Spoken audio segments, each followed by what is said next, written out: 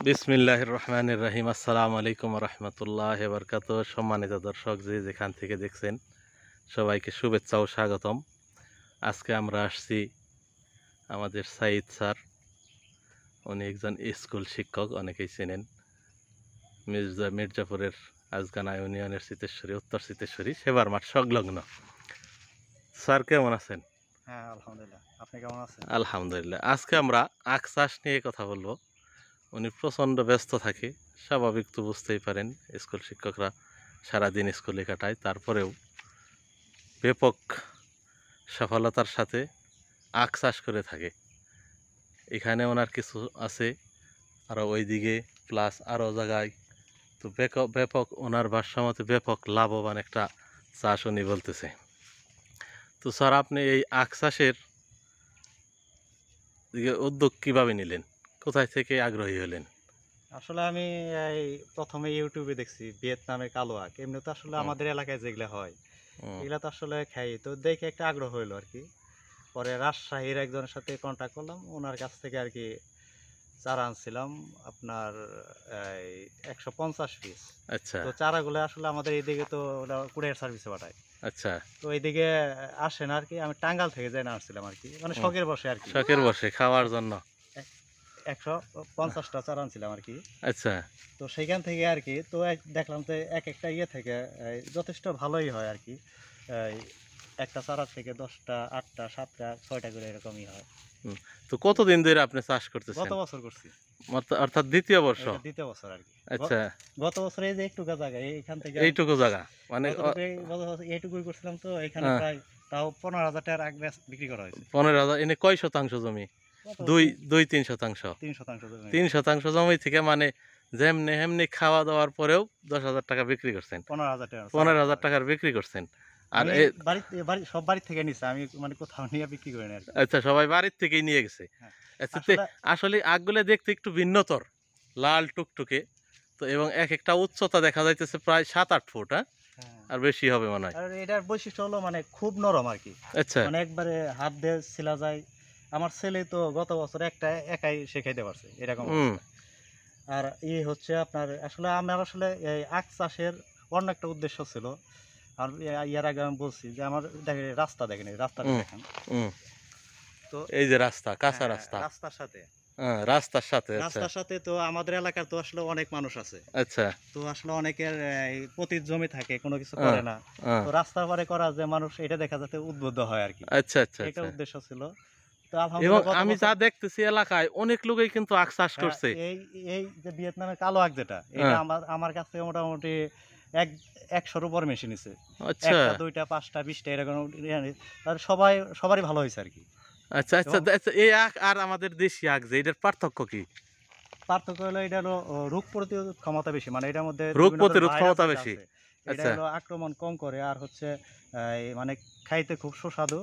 আর হচ্ছে খুব নরম, খুব খুব সফট। নরম। আর আচ্ছা। কিছু আখ হলে দেখা গেছে যে কামড় দিয়ে খাওয়ার সময় বেশি ভেঙে আসে। কিন্তু এটা ছিলি আপনি না। যতটুকু কামড় দেবেন ঠিক ততটুকু ভেঙে আসবে। আচ্ছা আচ্ছা। মানে খাইতে সুস্বাদু। হ্যাঁ। আচ্ছা, আর একটা জিনিস, এই আখে থেকে গুড় তৈরি করা সম্ভব না, যেহেতু বাজারে এখন যে গুড় আমরা খাই ভেজালে পরিপূর্ণ। তো এগুলাই থেকে গুড় তৈরি করা সম্ভব কিনা? আমার আসলে এটা ধারণা নাই। আমার ধারণা আপনারা নাই। একটা জিনিস দেখেন, আচ্ছা আচ্ছা। কাঠবিড়ালি। মানে কাঠবিড়ালি। এত নরম দেখেন এই যে হ্যাঁ হ্যাঁ হ্যাঁ। কাঠবিড়ালি। এরকম ও, কমপক্ষে আমার হলো এই ওই যে 70 থেকে 80 ডাক অলরেডি খেয়ে ফেলছি। কাঠবিড়ালি। কাঠবিড়ালি। আচ্ছা এত আচ্ছা। নরম আর কি। আচ্ছা আচ্ছা, দেখি এই দেখি যে পরিস্থিতিটা। আমার ছেলে তো আচ্ছা, বুঝতে পারছি। এই যে আমার ছেলে ও হইলো মনে করেন একাই একটা আখ খাইতে পারছে। মানে এত সফট। এত সব নরম। আচ্ছা আচ্ছা, তাহলে আপনার কি পরামর্শ, সবার এই চাষ করা উচিত নাকি? উচিত বলতে আসলে অ্যাট লিস্ট বাণিজ্যিক ভাবে কেউ যদি নাও করে বাড়িতে খাওয়ার জন্য। হ্যাঁ, খাওয়ার জন্য যদি কেউ 20টা চারা হলো তার পরিবারই হয়। আর বাণিজ্যিকভাবে করতে পারে। কারণ হচ্ছে আমাদের এলাকায় যেমন বেগুন চাষ করে। হুম বেগুন চাষে তো আপনার অনেক রোগ জীবাণু বা বিভিন্ন ধরনের হয়। হুম। একজন মানুষ যদি বছরে 50,000 টাকার বেগুন বিক্রির জন্য যতটুকু জায়গা লাগবে, ওই জায়গায় যত যদি বাণিজ্যিকভাবে পরিশ্রম। সে আখ করে কমপক্ষে 2 লাখ টাকা সে আখ বিক্রি করতে পারে। হুম। তাই আর বর্তমানে তো সবকিছুতেই ভেজালে পরিপূর্ণ। আখই মনে হয় একটা জিনিস আছে যেটার মধ্যে না, আর ভেজাল ভেজাল নেই। নাই, ভেজাল। আচ্ছা, তাহলে অবশ্যই আমরা ইনশাল্লাহ চেষ্টা করবো। তো এই আচ্ছা, চারা এখন যদি কেউ সংগ্রহ করতে চায় আপনার কাছ থেকে, তা আপনার কাছে পর্যাপ্ত চারা আছে কিনা নাকি না। Already sold out? না, চারা তো অনেকে আসলে বলতেছে, অর্ডার করতেছে, ঠিক আছে, হ্যাঁ। কারণ এতগুলা দিতে পারবো কিনা সেটা বুঝতে পারতেছি না। আচ্ছা, তার মানে চারারও প্রচুর চাহিদা। হ্যাঁ হ্যাঁ, এটা চারা হয়তো বানাইতে হবে আমার আর কি। আচ্ছা, ইয়ে, কেউ তৈরি যদি করতে হবে। নিতে চায় আর কি, নিতে চায় বলতে আমার অনেকে বলছে আর কি হ্যাঁ। নেওয়ার জন্য, তাতে মনে হয় শেষ হয়ে যাবে আর কি চারা। আচ্ছা মানে এমনি আগ বিক্রি করতে হবে না, চারা পাবো। আচ্ছা, তাইলে আপনি যদি চান আপনার নাম্বার দিতে পারেন অথবা ইটা দেখেন, হ্যাঁ, এই হচ্ছে আপনার এই যে প্রতিটা গিটে গিটে, এই যে এই গিটে যে গিটে, প্রতিটা গিটে গিটেই চারা। প্রত্যেকটা গিটে গিটে চারা হবে। ও মাই গুডনেস। আচ্ছা, তার মানে পুরো আগ দিয়ে চারা তৈরি করা সম্ভব। হ্যাঁ, পুরো আগ দিয়ে চারা তৈরি করতে হবে।